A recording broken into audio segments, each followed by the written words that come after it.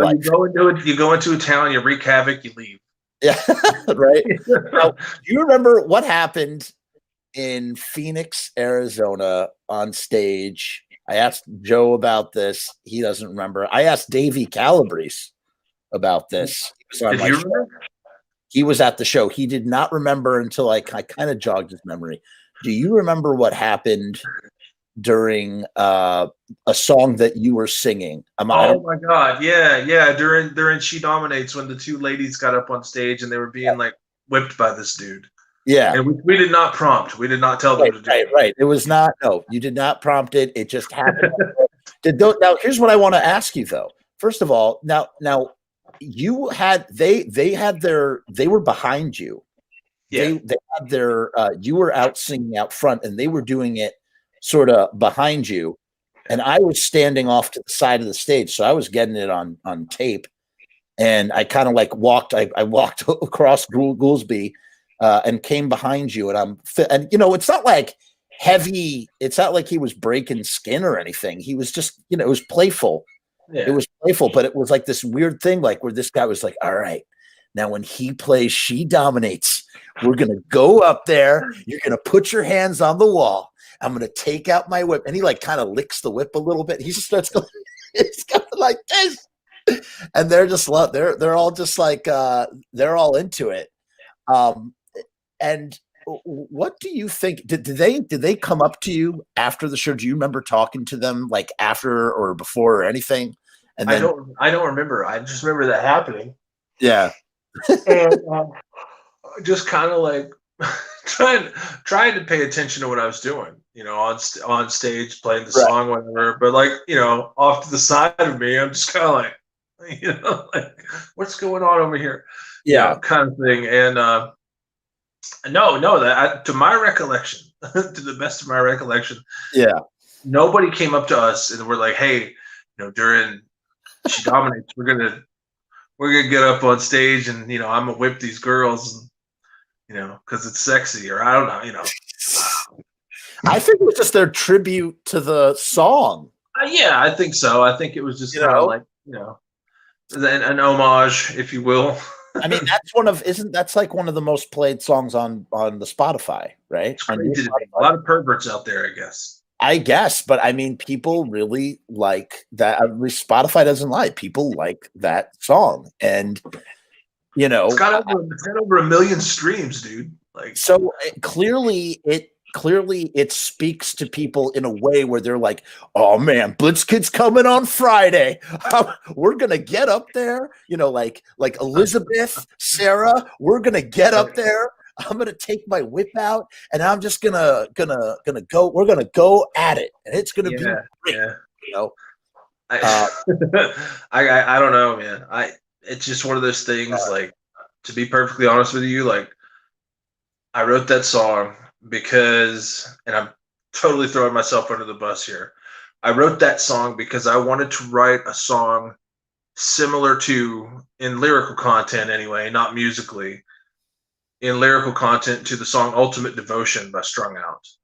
Huh. And then that song is actually like, he mentions a writing crop, and it's a very like,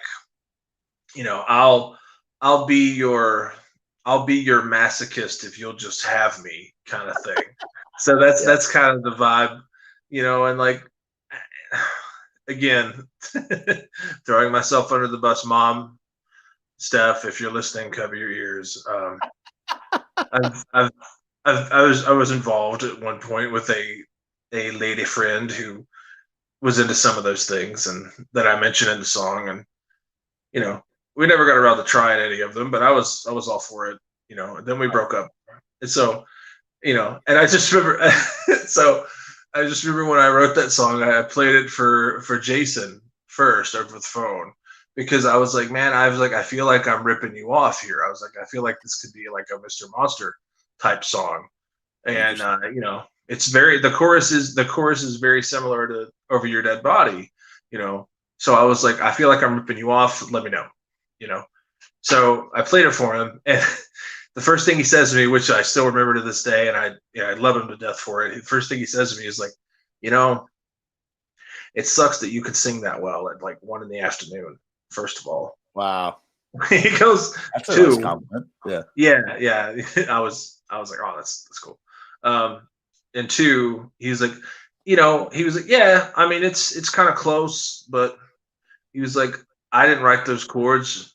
I stole it from somebody else. Like it ain't gonna be the first time somebody's done that chord progression. So, he was like, whatever. So he kind of like gave me his blessing, so to speak. So then I let Goolsby hear it. Steve, everybody knows his name. It's fine. I let Goulds hear it. Rumpelstiltskin.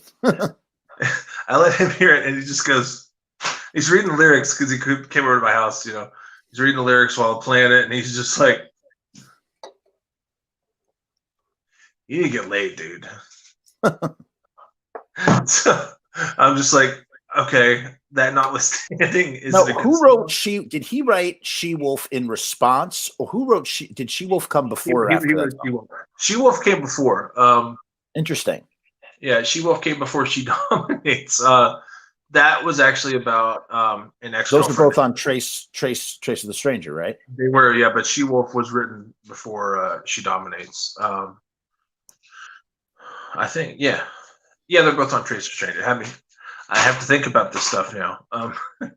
But yeah, he wrote that before I wrote She Dominates, because that was about an ex of his, that had kind of, done him wrong, kind of thing. Right, a breakup song or whatever. Yeah, but yeah, and I even remember at the time I was like, dude, I want to call this song. I didn't have a title for it at the time. I just was using the phrase, She Dominates in the chorus. And right. I said, I want to call this song She Dominates, because it's, I say that, in the chorus so much. Like, it just seems like that should be the title. And I was like, are you okay with that? Because I know we had already planned on recording, She-Wolf for the has yet to be, released new album, Trace of Stranger. I said, are you okay if we, we call it She Dominates for the album? Because I know we already have a She-Wolf on there as well. He's like, whatever, man. He's like, yeah. No, I think that's cool, actually. I like that. I always thought I always observed that about those two songs. They're written around the same time. You're both songwriters in the same band. So it's just kind of like, when I think of it, I just think of it as like an answer. It's like almost like an answer song, right. in that sort of way, but not necessarily thematically. Right. What about this? This is something I never asked for, being around all you guys for, and speaking to you about however many topics that we spoke about. The song Torn Prince, that was written by Jason and Steve kind of together, and no, separate. Separate. Yeah. Steve had written it first. Okay. His version. And then, when the Deep Dark EP sessions were coming around, Jason had approached him and said, hey, look, I really dig that song Torn Prince. Why don't we record a Mr. Monster version of it? I'll change the lyrics to fit more of my, writing / vocal style, but we'll keep like the song structure and the end and the choruses and all that kind of similar. And dude, honestly, like, especially now, that one, the Mr. Monster version is hard for me to listen to now. Given the lyrical content, right, of course, about a son dying, yeah, I can't do it. Like I can't get through it now. So, but yeah, that they I guess they kind of wrote it together, because, I mean, our version was already written and done, and they got around to recording the Deep Dark EP, and that's when, I believe, again, if my timeline is wrong, Joe, help me out. And then it came time to then start recording the Deep Dark EP, and I think Jason had, got in touch with Steve and was like, hey, why don't we do a Mr. Monster version of Torn Prince, because I really dig that song. Right. And I'd like to do like a, Mr. Monster spin on it kind of thing. And does Torn Prince come from 13 Ghosts? What's that? Torn Prince, is that because when I heard the song Torn Prince and the lyrics and yada yada yada, I was reminded of was it the inspiration comes from the 13 Ghosts remake, Torn Prince, Absolutely. right? Absolutely. Yeah, gotcha. Which makes sense for Jason. What's that? I mean, it makes sense with Jason. Just kind of like the whole everything, not just that. Not just because of now. I just mean like because just I don't know, just the greaser sort of aspect and yada yada. I don't know. It makes sense. It was all about that. For me, that character also stuck out in that remake because I'm like, holy crap, that could be like, that looked like anybody like playing a Mr. Monster or anybody playing a Blitzkid or whatever. So it's kind of cool.